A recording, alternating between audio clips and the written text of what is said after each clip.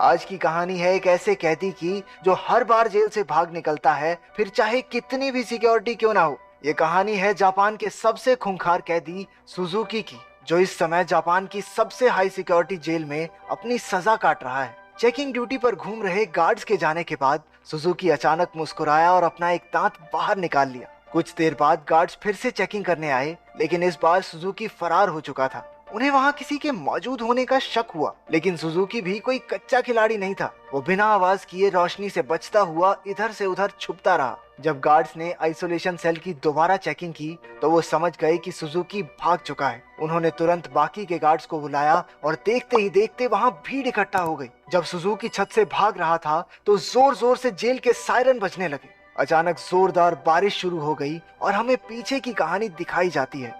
12 साल पहले कुछ कैदियों को एक जेल में लाया गया था। उनमें से एक सुजुकी भी था जो वहां 10 साल की सजा काटने आया था। क्योंकि वो कभी कुछ बोलता नहीं था तो सबने मान लिया कि वो शायद गूंगा है। उसकी छाती पर माउंट फिजी का उल्टा टैटू भी था। सुजुकी उस समय भी जेल से भागने के लिए मशहूर था और अब तक 3 बार ऐसा कर चुका था। इसके बाद सुजुकी को एक छोटे से कमरे में लाया गया जहाँ सिर्फ एक रोशनदान था। उसने रोशनदान को ध्यान से देखा। उसके दिमाग में जरूर कुछ चल रहा था। बाहर गार्ड ने जेल के वार्डन मिस्टर कानीमुरा से कहा कि सुजुकी इस बार तो हरगिज नहीं भाग पाएगा, लेकिन जैसे ही उसने शीशे से देखा सुजुकी तो पहले ही गायब हो चुका था। वार्डन ने पूरे शहर को घेरने के ऑर्डर्स दिए ताकि सुजुकी किसी भी हालत में बच ना पाए, लेकिन गार्ड्स ने तो उसे 20 ही मिनट में पकड़ लिया। पता नहीं क्यों पर सुजुकी ट्रेन की पटरी पर सीधा भागता जा रहा था। इसके बाद उसे फिर से उसी कमरे में कैद कर दिया गया, लेकिन इस बार उसके हाथों में हथकड़ियां थी। जब एक गार्ड ने अंदर झांक कर देखा तो सुजुकी मुंह पर चादर ओढ़े सो रहा था।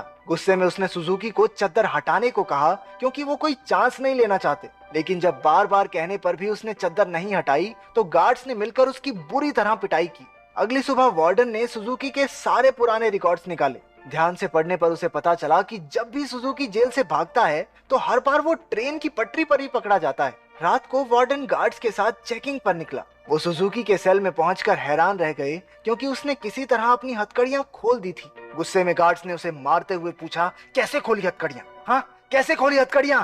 लेकिन हमेशा की तरह सुजुकी चुप रहा। एक बार फिर से उसकी जमकर धुलाई हुई। एक दिन सुजुकी एक छोटी सी तार से खेल रहा था जिसे किसी तरह छुपाकर वो जेल के अंदर ले आया था। सवाल ये उठता है कि वो इस तार को अंदर लाया कैसे? मुंह में छुपा के? ना, गू में छुपा के। इसी तार की मदद से वो अपनी हथकड़ियां खोलता था। कुछ दिन बाद वार्डन एक हफ्ते की छुट्टी पर अपने घर चला गया। अब सुजुकी के पास भागने का बहुत अच्छा मौका था। उसने अपनी तार निकाली और ताला खोलने की कोशिश की। जल्द ही वहाँ एक गार्ड चेकिंग के लिए आ गया। उसने झांक कर देखा कि सुजुकी फिर से अपना मुंह ढककर सो रहा था, लेकिन इस बार गार्ड बिना कुछ कहे चला गया। लेकिन असलियत तो ये थी कि सुजुकी अंदर था ही नहीं। वो तो छिपकली बनकर छत से चिपका बैठा था। वो जेल से भागने के लिए सही मौके के इंतजार में था। गार्ड के जाने के बाद वो धीरे धीरे ऊपर तक पहुंच गया। उसने छत की एक खोखली जगह पर मुक्का मारा और वहां से भाग निकला। जब गार्ड्स को पता चला तो उन्होंने तुरंत सायरन बजा दिया। वार्डन को भी खबर पहुंचा दी गई और वो तुरंत जेल के लिए निकल गया।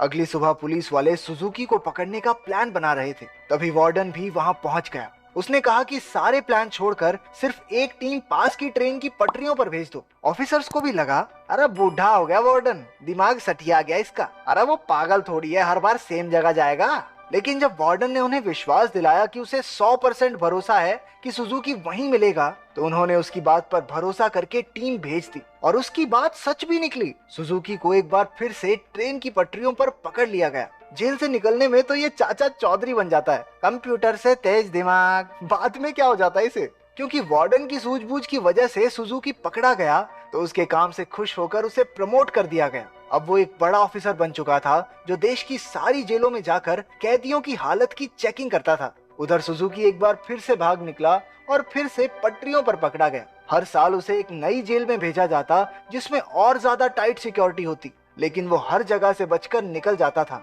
इसी वजह से मीडिया ने उसे स्टार भगौड़े का खिताब दिया और वो पूरे देश में मशहूर हो गया। 12 साल बाद उसे सेंट्रल जेल में लाया गया। यहाँ वो कड़ी सिक्योरिटी में था क्योंकि 10 गार्ड सिर्फ उसी पर निगरानी रखने के लिए खड़े थे। उसका कमरा भी पूरी तरह सीमेंट से बना था और दरवाजे पर कई ताले थे। ये वही आइसोलेशन सेल है जो हमने कहानी की शुरुआत में देखा था। गार्ड्स के जाने के बाद सुजुकी ने चारों ओर नजर दौड़ाई। वो एक बार फिर से भागने की तैयारी में था, एक गार्ड ने खाना लाकर उसके सेल में रखा, लेकिन उसके जाने से पहले ही सुजुकी ने उसे पकड़कर हथकड़ी लगा दी। गार्ड ने तुरंत सीटी बजा दी, जिससे कई और गार्ड्स वहां आ पहुंचे। उन्होंने मार मार कर उसकी बुरी हालत कर दी। होश आने पर सुजुकी ने दरवाजे से गार्ड्स को जाते देखा। उसके चेहरे से खून टपक कर लोहे की सलाखों पर गिर रहा था। अगली सुबह गार्ड्स ने उसकी हथकड़ियों पर कुछ और पेंच कस दिए, ताकि इस बार वो उन्हें खोल ना पाए। जाने से पहले वो एक बार फिर से उसके शरीर की थोड़ी मेंटेनेंस करके गए। इसी तरह सुजुकी के दिन बीत रहे थे। वो जानबूझकर गार्ड से पंगे लेता, वो उसे मारते और फिर वो अपना खून लोहे की सलाखों पर टपकाता।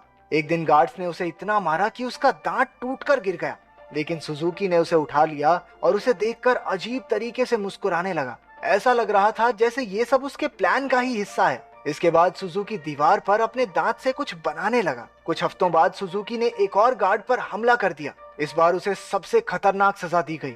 उन्होंने उसे एक लंबी जंजीर से बांधकर ऊपर लटका दिया। 1 साल बीत गया और सुजुकी अभी भी सजा काट रहा था। उसकी हालत बहुत बुरी हो चुकी थी। शरीर सड़ने लगा था और उसके घावों पर कीड़े पड़ चुके थे। आखिरकार उस शाम गार्ड्स ने आकर उसकी जंजीरें खोल दी। पूरे 1 साल बाद उसे चैन की सांस आई थी। उधर पुराना वार्डन मिस्टर कानेमुरा वहां की जांच करने पहुंचा। उसने आइसोलेशन सेल में जाकर देखा कि सुजुकी की हालत बहुत खराब थी, लेकिन वो उसे नजरअंदाज करके वहां से चला गया। इसके बाद वही रात आई जहां से कहानी की शुरुआत हुई थी। जब बाहर बिजली कड़कने लगी तो सुजुकी ने अपने प्लान को अंजाम दिया। उसने अपना दांत निकाला और हथकड़ियों के पेंच खोलने लगा। असल में सुजुकी दीवार पर दांत से कुछ बनाता नहीं था, बल्कि वो तो उसे घिस घिस कर तीखा कर रहा था ताकि उसके इस्तेमाल से पेंच खोल सके। हथकड़ियों से आजाद होकर उसने दरवाजे पर जाकर लोहे की सलाखों को धक्का देना शुरू किया। लगातार खून टपकने की वजह से सलाखों पर जंग लग चुका था। कुछ ही पलों में सलाखें टूट गई और सुजुकी जेल से फरार हो गया। इसके बाद सुजुकी के जन्म की कहानी बताई गई। उसके पैदा होते ही उसकी माँ की मौत हो गई थी और उसका बाप जेल में सड़ रहा था। इसी वजह से वो अपने रिश्तेदारों के घर पला। एक दिन सुजुकी जंगल में प्रैक्टिस कर रहा था जब उसे दूर से एक आदमी आता दिखाई दिया। ये कोई और नहीं उसका बाप था।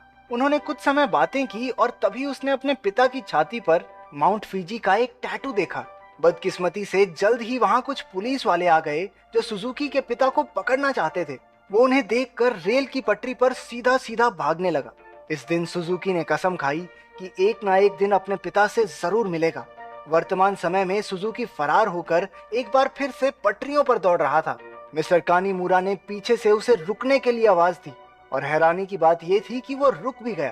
कुछ ही देर में गार्ड्स की एक टीम आकर उसे पकड़कर ले गई। देश की सबसे कड़ी सिक्योरिटी की जेल भी सुजुकी को नहीं रोक पाई, इसलिए मिस्टर कानीमुरा ने उसे धरती की सबसे खतरनाक जेल प्रिजन आइल में भेजने के ऑर्डर्स दे दिए। प्रिजन आइल किसी मामूली जेल की तरह नहीं थी। वो समंदर के बीचों बीच बनी थी, जहां लगातार तेज बहाव रहता था। और सबसे जरूरी बात, वहां ट्रेन की पटरी तो बिल्कुल नहीं थी। और तो और समंदर शार्क से भरा हुआ था, इसलिए वहां से भागकर बच निकलना एकदम नामुमकिन था। जेल के अंदर के हालात भी इतने ही खतरनाक थे। पूरी जेल में चारों ओर हजारों गार्ड्स थे और अगर कोई कैदी भागने की कोशिश करता तो उसे देखते ही गोली मार देने के ऑर्डर्स थे। जब सुजुकी वहां पहुंचा तो उसे तुरंत उसके सेल में बंद कर दिया गया। वो कोई कमरा नहीं बल्कि कुछ रॉड्स थी जिन्हें सुजुकी के शरीर के आसपास ऐसे जोड़ दिया गया था जिससे भागना तो दूर वो हिल डुल भी ना सके। उधर कानीमुरा ने जेल की लाइब्रेरी में जाकर सुजुकी के बारे में जानकारी निकालनी शुरू कर दी। ढूंढने पर उसे कुछ पुरानी फाइल्स मिली जिन्हें वो पढ़ने लगा। उधर जेल में सुजुकी ध्यान लगाकर खड़ा था। हालांकि बाकी लोगों के लिए वहां से भागना नामुमकिन था, लेकिन सुजुकी के दिमाग में कुछ तो खिचड़ी पक रही थी। अचानक उसने अपने दोनों कंधों को डिसलोकेट कर लिया और उस छोटी सी जगह से सिकुड़कर धीरे धीरे बाहर निकलने लगा। एक कैदी ने उसे ऐसा करते देख लिया, लेकिन वो इतना नशे में भंड था कि कुछ बोल नहीं पाया। उधर कानीमुरा अभी भी अपनी रिसर्च कर रहा था कि जेल के सायरन बजने लगे। हालांकि परेशान होने की बजाय जेल का वार्डन खुश हो गया, क्योंकि वहां से बचकर निकलने का कोई रास्ता था ही नहीं। ऊपर से आज सारे गार्ड्स को एक कैदी को गोली मारने का मौका मिलेगा। मिस्टर कानीमुरा ने उसे समझाने की कोशिश की कि सुजुकी कोई आम कैदी नहीं है, लेकिन वार्डन ने उसकी बात को नजरअंदाज कर दिया। अगली सुबह कई गार्ड्स को बंदूकें देकर पूरे आइलैंड में फैला दिया गया। वार्डन अपने आदमियों को कुछ समझा रहा था कि वहां मिस्टर कानीमुरा आ गया। उसने वार्डन को बताया कि सुजुकी असल में अपने बाप को ढूंढने आया है जो इसी आइलैंड पर कैद है। ये सुनकर सब हक्के बक्के रह गए और तभी सुजुकी की असलियत का खुलासा हुआ। असल में अब तक जो भी हुआ वो सब सुजुकी के प्लान का एक हिस्सा था। वो बार बार जेल से भागकर जानबूझकर पकड़ा जाता था ताकि आखिरकार प्रिजन आइल तक पहुंच सके। उसका असली मकसद था अपने पिता को आजाद करवाना। आखिरकार सुजुकी अपने पिता से मिला और एक दूसरे को इतने साल बाद देखकर दोनों खूब रोए। बदकिस्मती से मिस्टर कानीमुरा वार्डन और बाकी के गार्ड्स के साथ वहीं आ रहा था, लेकिन उनके पहुंचने से पहले ही सुजुकी उस बूढ़े आदमी के साथ गायब हो गया। सुजुकी अपने पिता को आइलैंड के छोर तक ले आया। उसने पहले से ही वहां एक पैराग्लाइडर तैयार कर रखा था। दोनों पैराग्लाइडर पर चढ़े और दूर उड़ गए।